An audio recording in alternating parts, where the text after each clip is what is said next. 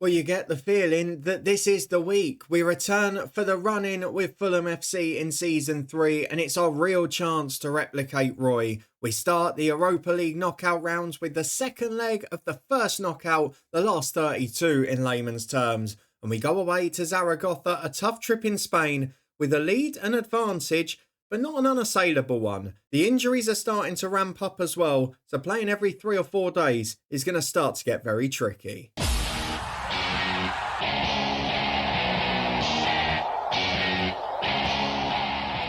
Yes, hello and welcome along to part 24 of this FM09 Let's Retro Save from Fulham FC. We are back today to start what I hope will be a long and successful run in the Europa League knockouts. We got away to Marcelinho Zaragoza, and there's some familiar names in there, and you'll see a couple of the Englishmen that they've signed in a minute. We've also got to contend with injuries and Newcastle in 3 days' time, as the race for the top 4 is hotting up in the Premier League. We are 7 points clear at the minute, but other sides are going out of Europe, and our injury list and our availability list is really becoming a problem. If you're looking forward to seeing how we get on this week, then please do chuck a thumbs up on the video. Fingers crossed the voice will hold out for all 5 days of the run-in this time. But for now, let's go and have a look at the end of the transfer window, the recent results, and then head into these 2 massive games, because the transfer window became a bit of a frustration.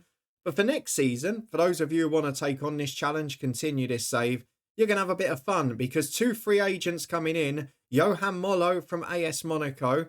He is a proper talent for a young winger, 20 years of age, can play off both sides, natural on the left, accomplished on the right, got plenty of ability with both feet, and he'll be on a low wage. So really good signing. DeMarcus Beasley's not massively stepped up, so I see him as sort of a replacement, or potentially for Jermaine Pennant, depending which route you want to go.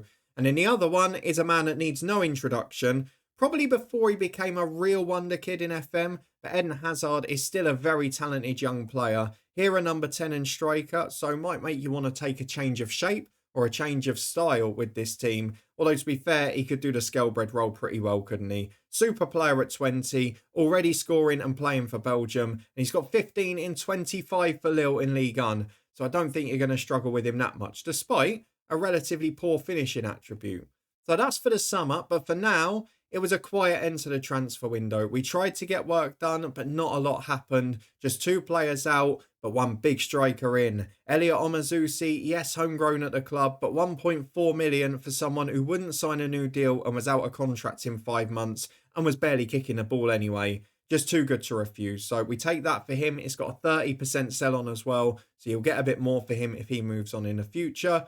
And I think it's 20% for Billy Jones, who went to Newcastle for 5.5 million. Again, a little too good to refuse. If I'd known the replacement centre midfielder wasn't going to come in, I probably would have turned this one down, because we're really struggling for numbers now. He is, though, an average player who we've made a huge profit on. We signed him for 2. He played less than 30 times for us, mostly off the bench, and has now moved on for nearly triple the fee with a sell-on. It's a great deal for the club. In terms of the ins, though, we have got 1 more addition, and it is a new record signing in this save. Yes, Josie Altidore is starting to return to fitness, but you've got to have goal-scoring options, and Kjæresen was a good one in FM09. From Palmeiras for £14.5 million, we have signed a 22-year-old Brazilian youth international who has got 3 assists in 3 Premier League games, has ended up dropping in and being a bit of a creative spark, but then also scored his first goal in the first leg against Zaragoza last week. Looking a real talent, can do a bit of everything up front.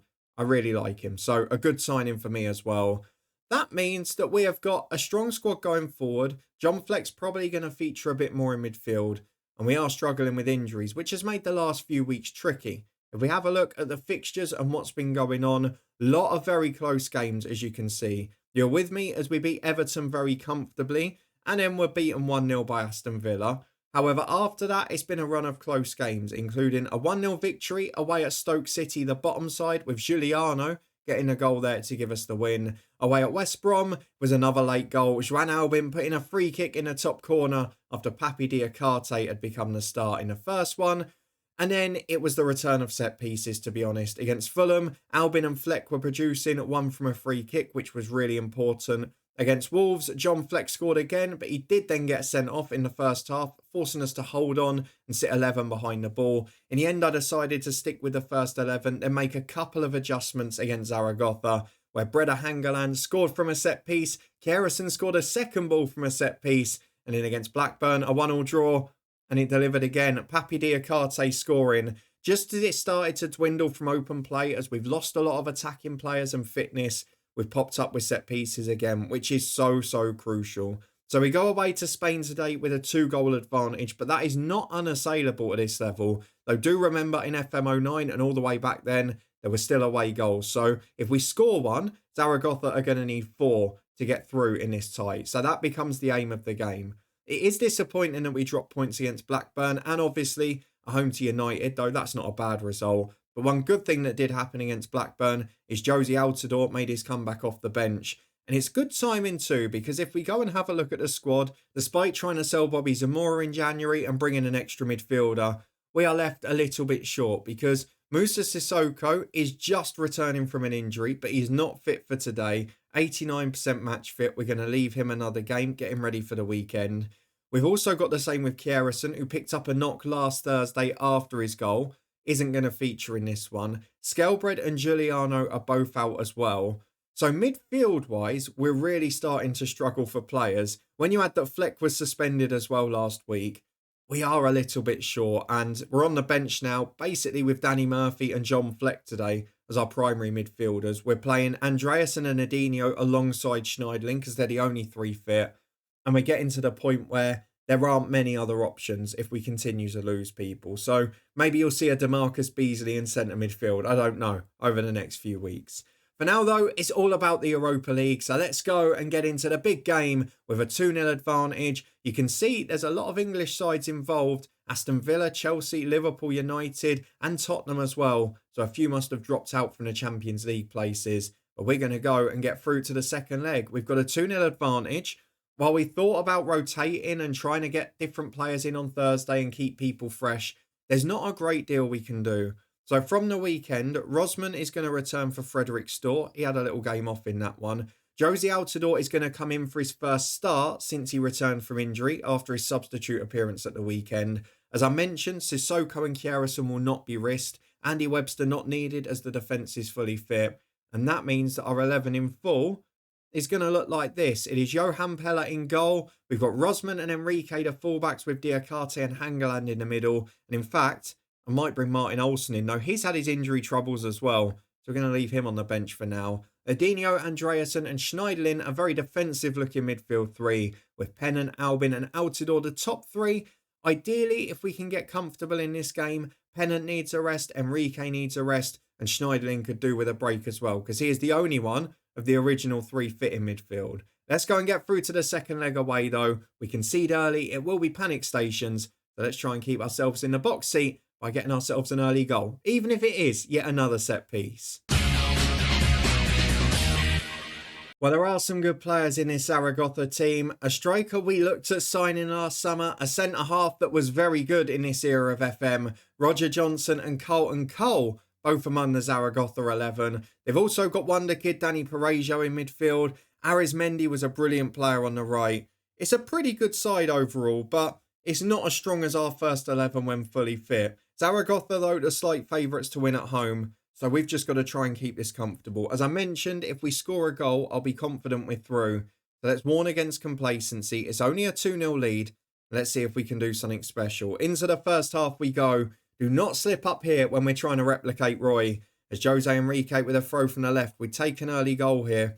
If we can get that, we then drop the midfielders, just become boring and hard to beat. As Schneiderlin loses possession. The biggest thing I want tonight, though, is no injuries. As Enrique finds Andreasen, he just shoots regardless. He refuses to leave it alone. We've tried everything to stop him. We just have to accept that's his game. As Roger Johnson plays into his centre-half partner.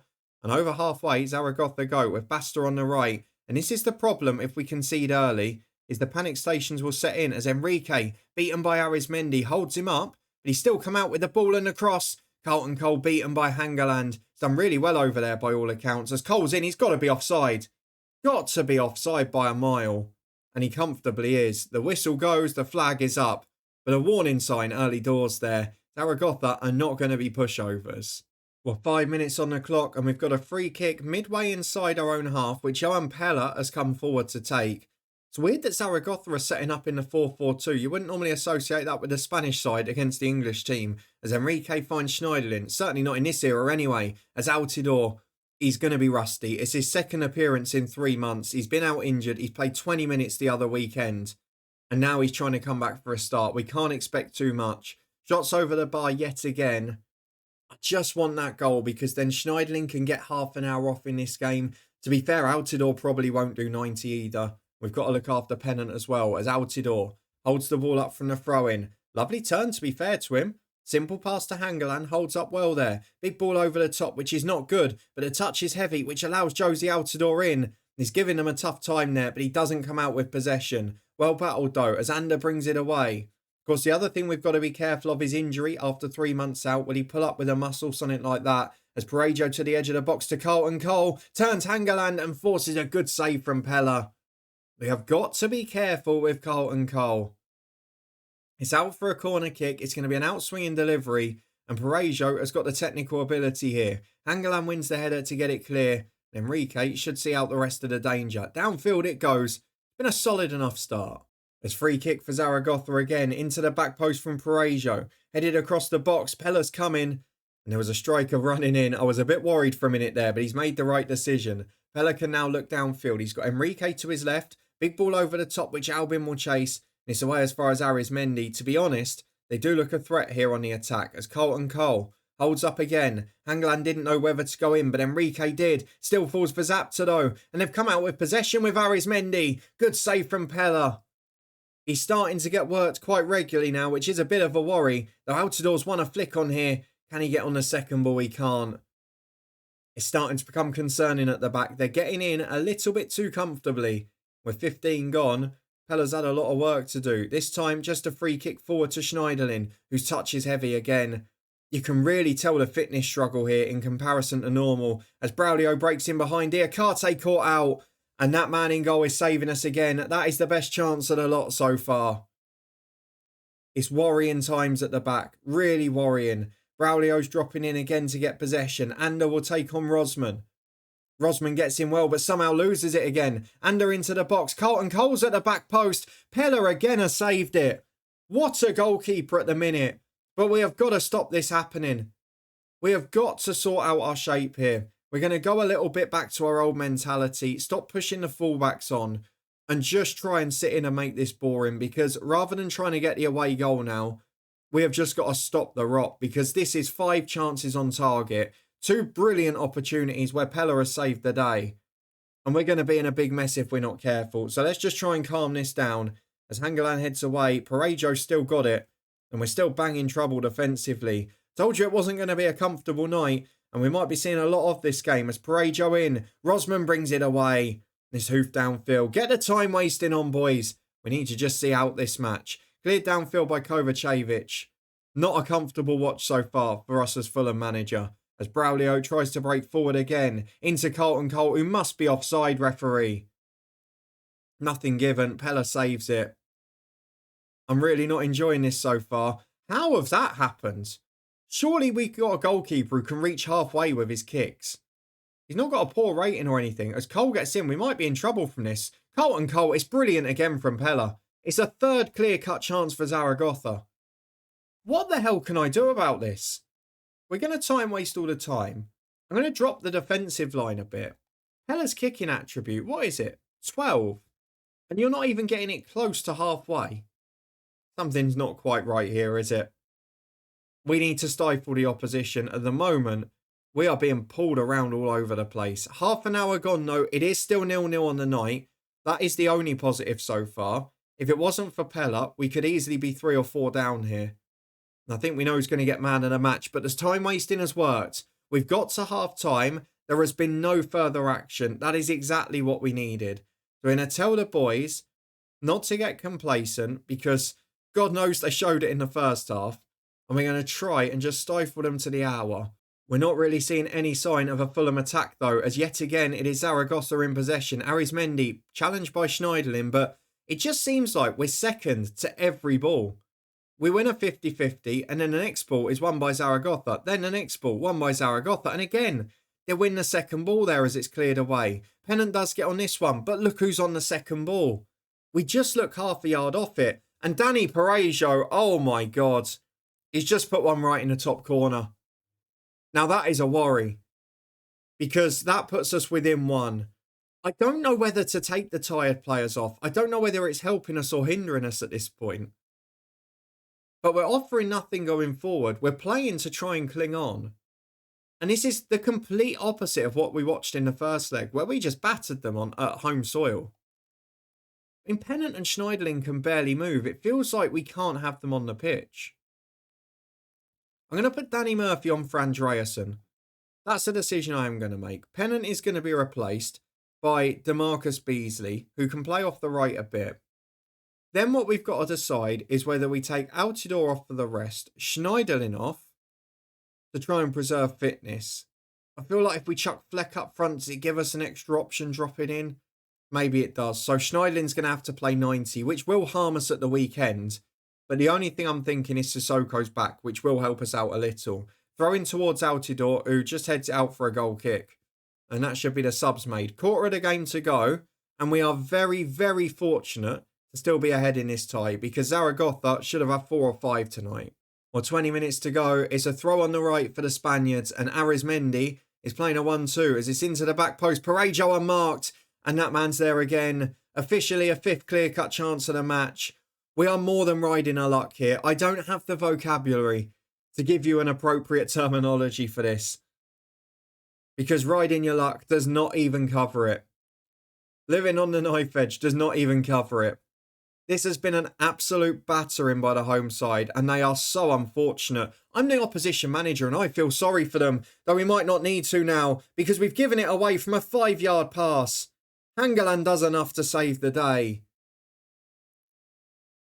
This is, I think, in our 3 seasons in charge, there was one game we lost like 7-0 at Chelsea, wasn't there? But that was just them taking all their chances. I think this is the worst we've played, as Arizmendi is offside again, and it's another one that's going to be disallowed.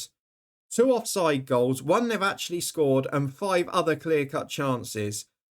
This could be double figures, and we are so lucky. I genuinely think it's the worst performance we've ever produced. But as it is, I think we're a few minutes from sneaking through. But then, of course, you have to get the injury as well. It's obligatory this half of the year. I've said it before and I'll say it again. We are only ever 3 or 4 key injuries away from a disaster. Today, you've got no Giuliano. You've got no Sissoko. You've got no Kierison up front. You've not got a fit Altidore. And boy, does it show. Boy, does it show. Skelbred missing as well. But 3 minutes of stoppage time played, and all that matters is we are through to the last 16. It was a terrible performance. It was genuinely atrocious. But we're through, and that's all that matters now. We've got Newcastle on Sunday. I'm not sure we're going to be very comfortable playing like that. Let's see who we've got next. Olympiakos are our next opponent. Now, the Greek League's not loaded, so let's see what sort of squad they've got. Oh, a pretty good one. Raul Bravo's a former Galactico. Freddie Ljungberg's probably towards the end physically, but still very good as a player. They've got Lee Wallace, who is a brilliant youngster in this game. Torresidis, we looked at signing as a right back last year. Luciano Galetti, bloody hell, they're as good as us. They are as good as us. Sanu Bellucci, oh my God. The last 16 might be the end of the run. We're going to need some players back for that one. What's the injury like to Albin? 2 weeks. He's going to miss the next couple of games as well. I mean, I feel bad because we're on with a chance to get in the top 4 of the league, which you should prioritise. But given that now we've got a few players injured until this first leg of the next game in what, a week and a half, 2 weeks' time, I feel like we've almost got to go for it. So yeah, look, it's in 2 weeks' time. We've got this Sunday, and then we've got a week off where we would have been in FA Cup action. Then I think we have to go for it. The league position's a bit false anyway, because we've got that rotten run coming up again with City, Arsenal, Chelsea, Liverpool, Villa back-to-back. So I think we have to go all out for the Europa League now. And if we can win the first leg against Olympiakos, it'll make it worthwhile. For now, let's go and get to the Newcastle game, see who's fit to play in it. see if we can do anything other than be beaten, which is what happened when we played our reserves against them earlier in the year. And then we put our focus in the Europa League. I think replicating Roy has just become very real this year. Well, just 3 days later, will the ghost of Billy Jones haunt us? He has moved to Newcastle. Obviously, a very different career move to his real life one, where he went to the Mackems instead. But this is going to be a real test for us. I would imagine that we are going to be down to the bare bones. There are some people where I just don't know whether to play them. The only thing I'm thinking, as John Fleck is suspended and Albin obviously unavailable, is that maybe because we've got a week and a half off, we can give some a bit of a risk. The good news is Sissoko is back, Kjæresen is back. They will both start. Sissoko comes in for Andreasen, and we've brought in Kjæresen for Altidore, who will have to be among the subs. Now, Fleck would have been the contender for the left wing. As it is, it's going to be DeMarcus Beasley. Then amongst the substitutes, we'll go for Leon Andreasen instead there. I mean, I genuinely don't know what we go for. Altidore is fit enough, and I think we can leave him there. That leaves us with 3 defenders, 2 centre mids, 2 strikers. Bobby Zamora is basically on the bench as a winger at this point. The only other thing I could do is go to the 19s and get the young Daniel Howard, who's not a bad player, and he's a Sunderland Youth Academy pro. So maybe that's the move today, and he'll go on for Bobby Zamora, I suppose. But Stimson's back from his loan, so we've got strikers, but we don't need them at the minute.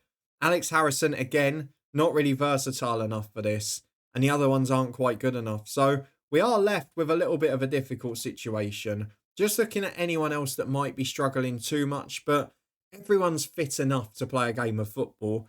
It's just that we know we're going to be some way from our best. Will Billy Jones and the group be able to take advantage of that? Well, he certainly won't be able to from the start. Michael Owen, Nicolas Anelka, Alano, Gutierrez, Sidwell, Michael Johnson, they all might want to. 4 centre-halves along the back for them, so maybe a chance out wide with a bit of pace. I think this is going to be a difficult day for us. He's not made his league debut yet, Howard, which he probably will today. So let's tell the boys that they can win this game. I'm not sure I even believe that. Billy Jones is among the substitutes, so may well feature against us a month after leaving. Let's see how this first half pans out. I would snap your arm off for a draw now, I'll be honest with you, as David Edgar hoofs it long downfield towards Jonas Gutierrez, who's got the chance to take on Rosman. Gets to the byline. Rosman does well to force him backwards. Hangeland up against Michael Owen has somehow lost the header, and Rosman able to win the second ball. Not the best of starts that. Newcastle with a first chance, and worrying that Hangeland's losing those headers in a 50-50. As Basong throws in, Adinho beats Jonas Gutierrez, and now he can break. Can he find the ball over the top? No, he just dallies on it and gets caught. And that's the one thing you notice when players are starting sort of 90% fit rather than 100, is that you do get caught dallying in possession a bit more. You are a little slower on the ball as Basong gets towards the byline. Good challenge, Sissoko. Again, probably won't be fit to do 90 today. Even to have him back for an hour is lovely. As he goes to challenge Basong, he's beaten with ease. Sebastian Basong to the byline. Chance to cross, Sissoko gets back. Good work from the midfielder. 88% for Newcastle in possession so far. God, that is not a good sign, is it? Gutierrez cuts inside. Sissoko's there again. Now, what can Kjæresen do? Completely isolated. Lovely bit of skill. Back to Adinho. And he's forced all the way back to Pella. It's not comfortable in possession, is it? Diakate goes long over the top. He's out for a throw on the right-hand side. 5 minutes gone. All Newcastle so far. Well, 23 gone. We've now had the physio on and Kjæresen's condition is dipped. David Edgar has taken him out in a challenge. Anelka now gets in as well. And Johan Pella, much like midweek, is the star of the show. I feel bad. I've put Billy Jones as the thumbnail cover star. Pella probably deserves it already. As David Edgar gets the ball at the back. Why is Pennant going so narrow here? I don't understand. Harper gets the ball into Colaccini. And Enrique will go up against his former club. Challenges Gutierrez. Then gives it away when trying to catch Schneiderlin, who's just pulled back Sidwell. It's a tired challenge. And after 24 minutes, that is not what you want to see. Alano's got the free kick into the box. Rosman will go up against Gutierrez. And he's done well in the air so far. Good stuff from him. But we are clinging on for dear life. Well, 35 minutes. We've survived another 10 as Alano's free kick from distance is good, but pretty straightforward for Pella to deal with. And we are approaching half-time here. Kjæresen is going to have to come off soon. As the corner's into Michael Owen. Good save from Pella. I am really concerned that Owen is beating Hangeland in every aerial duel. That shouldn't be happening. Long kick downfield. Might bounce here, but Song does enough. We're going to make it to the break, I think. Or are we? We've got a free kick on halfway with Adinho. Don't say we can score. We don't deserve that. Schneidlin to Sissoko. Oh, from distance. It's over the bar. I don't mind him shooting there. Last chance of the half. And we almost make it count. The half-time whistle does go, though. And it's 0-0. Not deservedly so in our case, but we won't complain. Beasley is really struggling. Kjæresen is knackered and not doing that well. I might just give them 10 more minutes. I don't really know what I'm going to do on the left wing. Maybe play Olsen or Enrique further forward. Because obviously with Fleck unavailable, it's a game he would have started. Does leave us short of options as Johnson's got the corner for Newcastle. Beats everyone apart from Anelka. Tell you what, it's been coming. And the fact that we're losing all the aerial duels in set pieces has really annoyed me today. Because that's the one thing that shouldn't be happening. But it just keeps strengthening our case. We have got to prioritise Thursday night because we're getting to the stage now. We saw it with Blackburn after the first leg. We're seeing it now as Hangeland's picked up a knock as well. These boys cannot be flogged Thursday, Sunday every week. Enrique's injured now. Seriously. And how have Newcastle not got a yellow card? Enrique's now fouled Owen back. Watch him get booked. Howard Webb, that is fraudulent behaviour here. We've been injured by 3 of their players. And none of them have been booked. And Jose Enrique is now your first man to get one. That is a disgrace. I'm going to throw on some fresh legs just in the hope, but the changes are being forced on me now. Colaccini's hit the post with a deflected shot. So now Enrique's battered. Kjæresen's battered. Beasley's not playing well. Hangeland's struggling. So Hangeland will come off for Ignacevic. That's the first one. Enrique will come off for Olsen. And then it's either Beasley off or Kjæresen off. I think I'm going to have to leave Beasley on. As much as I don't want to. We'll chuck Josie Altidore up front for half an hour. Get him a bit more match fitness as well. But this has been a disaster. The injuries rack up when we played them twice in a week. The performances dwindle massively. And the fitness is a cause for concern. I'm just going to have to do it and prioritise now. Enrique's just got caught running out of defence. I'm going to have to do it. We're going to prioritise the Europa League and accept that we might drop a couple of positions in the league. We've just got to accept it for the next month. As Jonas Gutierrez breaks down the right. Because, look, we're not picking up points playing like this anyway, are we? So there's no point having them on, getting more knackered, when they're too tired to pick up results as it is. Let's get these subs made because there are 3 injured players on the pitch. And the referee finally lets us take them off after the ball's gone out of play yet again. Please, can these 3 fresh faces produce something magical? Although Altidore's not fresh, is he? As Olsen breaks down the left, gets into the box to Rosman. Jonas Gutierrez makes the challenge. Rosman puts it over. We're pushing those fullbacks forward, but at home, to not have a shot on target in 65 minutes really is a worry. We've not even had a set piece. Not that we'd be winning headers the way it's going anyway. As up it goes towards Diakate, loses the challenge. It's cleared away. Was Michael Owen like 6'5" or something? I thought he was about 5'8". What's going on? I have no idea what's happening here. He's won every single header in this match. Into the front post. Michael Owen again. 2-0. We've got to make the decision. These boys can't do it. In the group stages, we got away with resting them on the Thursdays. Now we've got to do it in reverse. These boys are going to play the Thursday nights. And the weekends are going to be reserved for the sub-team because this is not working, is it? The injuries, the results, the performances, the freshness. I mean, I'd be surprised if we nicked anything here. A goal would be nice. It'd be nice if Josie could get one as he cuts it into Adinho. Chance to shoot, but play short to Rosman. Altidore's got it again. Into Sissoko's offside. I mean, you could see he was comfortably off, so just shoot instead. Do something different, you know? It is frustrating. To be honest, it's been a poor episode because we were so bad in the first leg as well. Altidore's just gone off injured. Colaccini's challenge caused the injury. Does he get a booking? No, he doesn't. Of course not. Unbelievable. This is going to be 11 days where I'm going to rest people from training. We're going to wrap them up in cotton wool and just make sure they are fit a week on Thursday because this has been brutal. Ignacevic gets it back. Back pass is almost out for a corner. The quicker this is over, the better at this point. Schneidlin definitely needs a week off. To Beasley. Out on the left is Martin Olsen. Chance to get to the byline and cross. There's 5 in the middle. Finds Altidore, who does get his goal. That's a nice moment at least. Oh, they've given it to David Edgar as an OG. Don't like that. So we've still not had a shot on target, but at least we've scored a goal. In this episode, we have gone from being defensively solid to giving up 10 clear-cut chances.